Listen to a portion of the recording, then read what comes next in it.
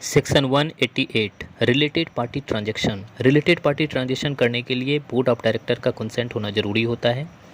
Accept with the consent of board of director given by resolution, यदि company sale, purchase, supply goods material या selling या disposing, buying property of any kind, leasing of property of any kind, availing या rendering of any service या appointment of agent for the purpose of sale of goods या under writing subscription कर रहा है, यदि ये सारे ट्रांजैक्शन अगर एक रिलेटेड पार्टी ट्रांजैक्शन का अंडर द लिमिट में हो रहा है तब तो कोई दिक्कत नहीं है।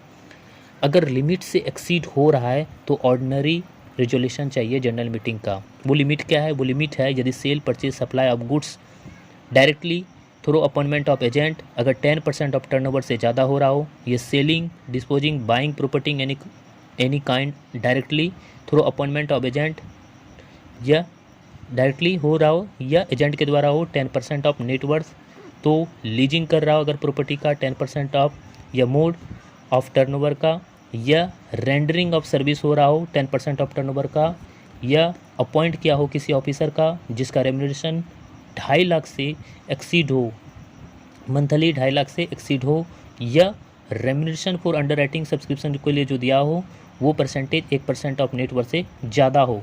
अगर लिमिट क्रॉस कर रहा है तो ordinary resolution in general meeting required हो जाएगा ये सेक्शन के लिए। ये सेक्शन गवर्नमेंट कंपनी पे अप्लाई नहीं होगा।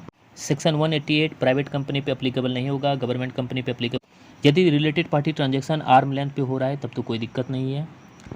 यदि रिलेटेड पार्टी ट्रांजैक्शन में ऑडिट कमेटी का अप्रूवल नहीं लिया तो ये वॉइडेबल माना जाएगा। सॉरी वॉइडेबल कॉन्ट्रैक्ट कब होता है?